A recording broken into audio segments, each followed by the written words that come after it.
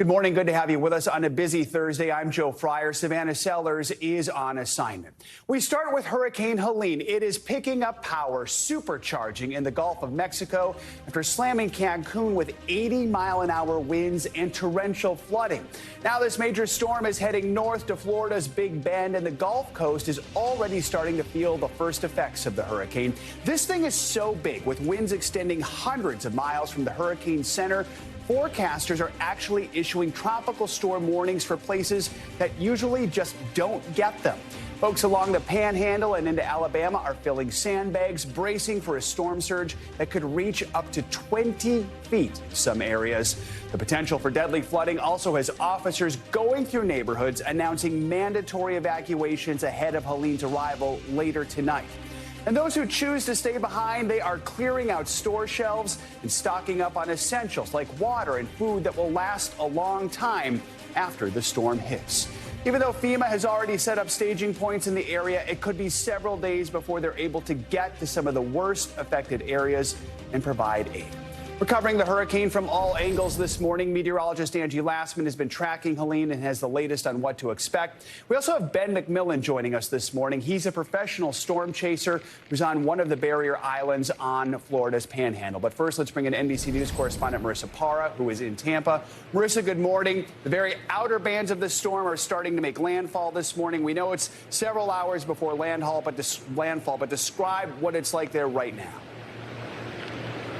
Hey, Joe. So I will say we're in Florida, so we're used to rain. So it does feel like another Florida rainstorm. But that's what can be so deceiving about these types of weather events, especially for what we're expecting in a place like Tampa. We're not expecting to bear the brunt of the winds. We know that that's going to be in the Big Bend area of Florida, but it's just going to be this nonstop rain. It is not going to let up. So what we're seeing here is a lot of precipitation coming down. And what you probably can't see behind me, just over there, that is the bay, and that is the big concern, because it's not just the flooding, it's the storm surge that's posing a big problem and a big concern for a lot of low-lying areas, including this one. Because it's so dark, Joe, you probably can't tell, but we're along the Riverwalk. This is normally pretty bustling, maybe not at this time in the morning, but this is a place that normally has a lot of people late at night, and this has been evacuated, like a lot of low-lying areas and places that are close to either the bay or the Gulf of Mexico.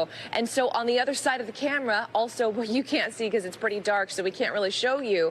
On the other side of the camera, you have a whole bunch of empty storefronts, and you have what's called flood protection panels that are installed, essentially creating a fortress around the stores that they're trying to protect here, Joe. So we are just seeing a lot of rain. We don't expect that to stop. And I would say that the activity around here has also indeed come to a stop.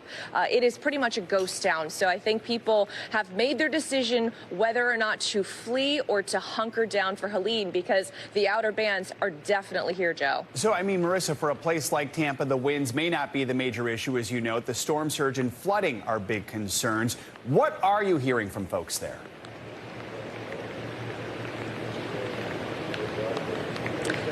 And Joe, I apologize. If you are talking to me, I cannot hear you, so you might have to come back to us, because unfortunately I can't hear you. But if you have asked me a question, definitely come back to me so that we can hear you. All right. Let's play a soundbite here where we can hear about some of the people who are concerned about the flooding as they're preparing for this storm to make landfall. Some people say the whole state of Florida can be like a flood zone now if we get enough rain. I'm very worried. Water, you can't run away from it. It comes on you before you even know it. All right, Marissa, we will let you go. Dealing with a lot of technical challenges covering a hurricane. Please continue to stay safe out there. Let's bring in Ben McMillan. He is a storm chaser and also a certified EMT. You can see he's out there right now. Alligator Point, Florida, which is one of the barrier islands off the Panhandle. Ben, good morning. Thank you for joining us. Just tell us, what's it like there right now? What are you seeing and feeling? Yeah, good morning, Joe. We're tracking this. What is expected to be major Hurricane Helene from Alligator Point here in Franklin County, Florida. You can see this is all that separates the ocean from along where you can see waves already coming up, battering the rocks here. That's expected to get much worse throughout the day. We're expecting storm surge up to as much as 20 feet. Some officials calling it unsurvivable. This is something that folks here are not something that they've seen for a while because this storm is such a high intensity. We have seen several storms in the last year and a half, but this could be the biggest. Unsurvivable, that's a word you don't like to hear. You have covered many hurricanes before. Talk to us about how this one compares with what we've seen in recent years. Put it into context, and does it feel like people are taking it seriously? You know, I think there's a lot of folks who are still here on this outer island area, and they haven't evacuated, and I think they think, oh, it's just another storm. But we saw Hurricane Idalia last year and Hurricane Debbie earlier this year. Just because you see a lot of storms, that doesn't mean that this one won't be a whole nother level. We're expecting to be at major status, which is winds over 111 miles an hour, and waves are forecasted to be as high as 40 feet. So this is not Idalia, this is not Debbie, this is a whole other beast, if you will, as this storm comes ashore. You are a former police officer. You're a trained EMT with 20 years of experience who's chasing storms. I know you've seen a lot. You know the dangers. You also know the precautions to take as these next 24 hours unfold. What are some of your biggest concerns for those who maybe don't take the storms as seriously as you do?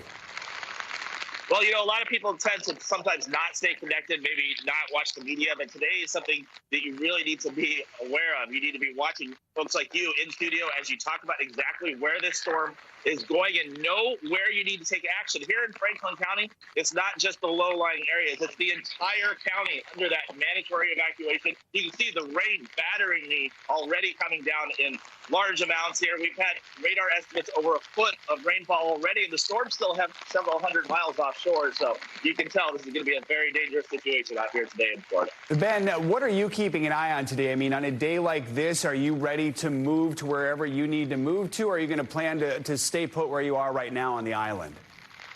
Well, we're monitoring the conditions, monitoring the winds around the storm. As the winds start to push the water more towards the shore, that's when we will leave.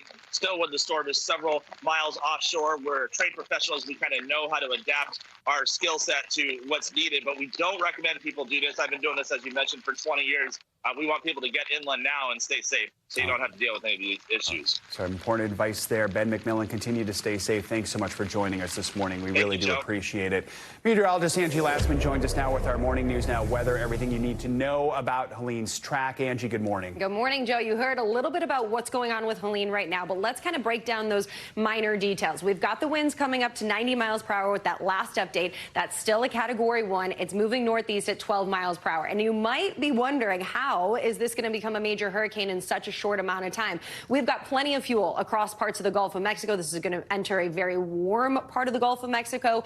It is also going to spend a little bit of time over an environment that has low shear. That helps to intensify it. And we've got just plenty of moisture for this thing to tap into. We did not see a rapid intensification overnight, but we still likely will see that here as we get through the day today. So no surprise with just how large this system is and how fast it's moving and how strong it's expected to get, that we have tropical alerts expanding all the way across the state of Georgia into the Carolinas, and of course almost the entirety of the state of Florida included in this. Notice how far the hurricane warnings stretch from the coastal areas of Florida all the way into central Georgia. That tells you how widespread these impacts are going to be, and we've got multiple impacts that we're going to watch. So let's time it out. We'll expect likely for the system to become a major hurricane within the next 12 hours, and then even up to 6 hours before it makes landfall, it'll still be intensifying. We're expecting right now Category 3 as it makes landfall in the Big Bend area, anywhere from about 8 o'clock to 11 o'clock tonight. That is, of course, where the center of the storm will be. But again, the impacts are going to be far-reaching. We will see the quite expansive kind of wind field of this system. It's over 400 miles wide. So that means that the tropical storm force winds are going to extend over much of Florida. We've already seen indications of some of those tropical storm force gusts across southern portions of Florida, and they're going to extend into Georgia as well. This is going to be something that we'll watch into the later parts of the day Friday, as well as it works its way to the north and then eventually to the west. This is when we're going to be watching for a really incredible kind of rain event unfolding. We'll get to the inland flooding, but let's focus on those winds first, because that's kind of the first up for folks at the center of the storm, 90 to 120 miles per hour. But even far away from it, we're talking hundreds of miles away, we're dealing with 50 to 70 mile per hour winds in Tampa Bay. That means that we'll likely see places like Tallahassee have historic wind damage, something they've never seen before with a Category 1 or with a hurricane working across that region. Even Atlanta, it'll still be a Category 1 hurricane. Major disruptions, of course, to the airports, but wind damage up and down the I-75 corridor into Tennessee is going to be likely. So the power outages are going to be expansive, and they likely will last for an extended period of time, potentially weeks across this region, including the Atlanta metro area stretching down to the Gulf Coast. Notice the storm surges, too. The National Hurricane Center called this catastrophic unsurvivable storm surge 10 to 20 feet. If you remember Michael, if you remember Ian, those were in that same kind of range, and it essentially decimates buildings. So that's what we're talking about from Apalachicola down through Cedar Key. And even as far south as Tampa, we could look at some record-breaking storm surges in some spots. This is going to be something that we'll watch with time here as we get closer to those high tide times. We're already seeing kind of water piling up. Part of it is thanks to the fact that we have a really shallow shelf just offshore, and it's quite large. That means that it's not hard with really strong winds to kind of pile all of that water up at a wall along the coast, and that'll be going for miles inland, not just right directly at the coast. And of course, on top of that, that flooding that I talked about, the inland flooding, notice the high-risk areas, Tallahassee, Atlanta, Asheville, all of that included, Joe. This is going to be river and flash flooding that we'll see, but this is going to go into those higher elevations as well. We've got the potential for up to 18 inches of rain in some of these spots. The flash flooding will be something very notable, and you can see all those flood watches that are already up for more than 40 million people at this time. All right, Angie, we'll keep checking in with you throughout the morning. Thank you so much. Now to another major story this morning. NBC News is learning that New York City Mayor Eric Adams is expected to face federal criminal charges. That's according to two sources familiar with the matter. The exact charges remain sealed and are expected to be revealed later today. Comes amid a series of separate probes involving other members of the mayor's administration and campaign, which have led to a series of high-profile resignations. Adams, a Democrat, becomes the city's first sitting mayor to face federal charges. He denies any wrongdoing. NBC News law enforcement and intelligence correspondent Tom Winter joins us now. So we know right now this indictment remains sealed, but walk us through what we do know and remind us of just some of the law enforcement activity we've seen sort of swirling around the mayor and his aides recently. Well, it's that law enforcement activity, Joe, that we've been watching that has kind of keyed us in on some of the potential avenues of this investigation. Some of it taking place just after Labor Day when there were phones that were taken from the deputy mayor of public safety. This is the person that oversees the NYPD and the fire department. His phone taken. The person who's in charge of schools, his brother, David Banks, phone taken. His wife, the first deputy to the mayor, Sheena Wright, her phone taken. So there's been a lot of ongoing investigations involving specifically City Hall. We also have a separate NYPD investigation, a number of phones taken there. Our lives are on the phones these days, so that's what federal prosecutors and the FBI have been looking for is what have these people been saying to each other? What have they been talking about? Who are they communicating with? And now the question is, what are the specific federal crimes? We don't know that yet, believed to be around a campaign finance issues or violations that may have occurred. Whether or not there's foreign money that's involved, that's going to be a big question and something we're going to be watching for today. The mayor already speaking out about this, sounds pretty defiant. What's he saying? Well, the mayor is speaking out and saying, look, I told you that I was going to do things for this city. I was going to work hard for you. And as a result, I would have a target on my back. And now you can see that, in fact, I do have a target on my back and I'm expecting federal charges. I think the question here going forward, we've already seen it, a number of resignations from legal counsel to the head of schools, as I just mentioned. Are we going to see more defections? And we saw it with the police department, the police commissioner leaving after there was an investigation that was announced and launched there. So going forward, who else leaves city government at a time where there's a lot of serious issues facing the city? Let's take a listen to the mayor's statement here. I will fight these injustices with every ounce of my strength and my spirit. If I'm charged, I know I am innocent. I will request an immediate trials so the New Yorkers can hear the truth. So how are Democrats already responding to this? Is there going to be pressure on him to resign? Oh, absolutely. I mean, there was even before these charges were announced because of those departures. So you have members of Congress that have called for his resignation. You have other members now in New York City government that are perhaps not as well known to our audience across the country. But I think when you look at it, those calls are only going to grow from here. And New York's governor says, look, I'm aware of this conduct. And she just put a statement out in the last hour saying, I'm aware of the conduct, I'm aware of the allegations, but excuse me, because this is a law enforcement action, I'm not going to weigh in just yet. I think once these charges are announced, and depending upon the severity of them, later today we'll see a lot of folks speaking out. All right, Tom Winter, we know you'll stay on it. Thanks for joining us. Appreciate it. Turning now to news from the Middle East, the U.S., France, and other allies have jointly called for an immediate 21-day ceasefire between Israel and Hezbollah. They hope a pause will allow for negotiations amid fears that this conflict will lead to an all-out war in the Middle East. Here's what President Biden had to say. An all-out war is possible. There needs to be a two-state solution. Ultimately, it needs to happen. The IDF is preparing for a possible ground invasion into Lebanon. Hundreds of thousands of people there have been displaced by Israeli strikes, and health officials there say more than 600 people have been killed. Neither side is showing any signs of backing down, as Hezbollah leaders are promising to inflict heavy casualties in any ground war. NBC News international correspondent Raf Sanchez joins us now from Haifa, Israel, with more on this. Raf, good morning. So tell us more about this proposed ceasefire and how Israel is responding. Joe, good morning. The proposal on the table here is for a 3-week ceasefire to give time to get to a more permanent solution to end the fighting between Israel and Hezbollah, which has been going on for the last 11 months.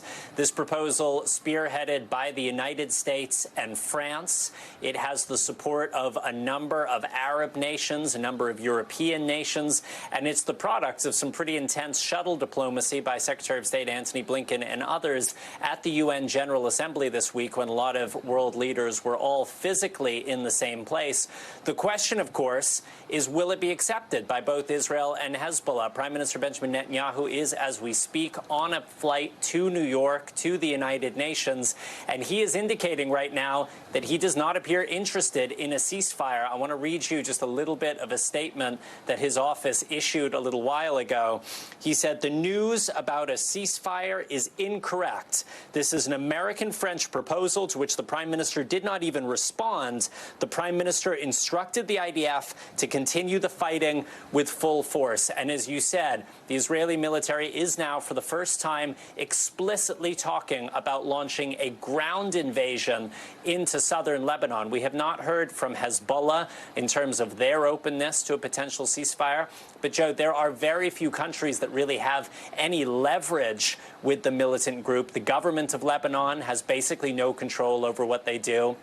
And it is only really Iran that has significant sway with them. So at this point, there might be a lot of talk about diplomacy in New York, but neither of the combatants seem to be moving towards that ceasefire. Jeff? I mean, President Biden has admitted the prospect of all-out war is a possibility, and Netanyahu's reaction that you just mentioned to the ceasefire proposal shows attempts by the U.S. and allies at de-escalation just aren't working so far. Is there any sense that some kind of agreement can be reached to head off at least this ground invasion? It's not looking good at the moment, Joe. The goal of the Israeli operation, according to the Israeli government, is not just to stop the firing from Hezbollah over the Israeli border, but it is to push Hezbollah's forces all the way back from the border. And it is not clear that that is a goal that can be achieved without a ground invasion. Frankly, it's not clear it's a goal that can be achieved with a ground invasion, given how dug in Hezbollah is in southern Lebanon. But I got to tell you, Joe, there is deep, deep skepticism in Israel about any international agreement to try to get Hezbollah to move away. You'll remember there was a major war between the two sides back in 2006. It ended with a Security Council resolution called 1701. And as part of that, Hezbollah was supposed to withdraw away from the border north of a river in Lebanon. And the reality is, over the last 20 years, Hezbollah has continued to rebuild in southern Lebanon under the eyes of the international community and the eyes of the United Nations. And many in Israel simply have no confidence that any international deal would actually change Hezbollah behavior. Raf, you pointed out Prime Minister Netanyahu is coming here to New York to address the UN General Assembly. You note he's not interested in a ceasefire. Do we know what he is going to say, what his message is expected to be? Yeah, I think it'll be similar to what we've been hearing from him over the last week or so. He will say that Hezbollah attacked Israel unprovoked on October 8th in support of Hamas, that it has been firing into Israel for 11 months, that Israel, like any other country, has the right to defend itself, and that Israel is taking these actions in order to allow its 60,000 or so displaced Israeli civilians to return to their homes. I can tell you, Joe, we were speaking to some of those civilians last night. Many of them tell us they do not have faith in Prime Minister Netanyahu that this operation is going to fundamentally change the dynamics on the ground, and it is likely that we will see protests outside the United Nations and a lot of criticism inside the UN at Israel's behavior, both in Gaza and in Lebanon. Joe. Ralph, thank you so much. Thanks for watching. Stay updated about breaking news and top stories on the NBC News app or follow us on social media.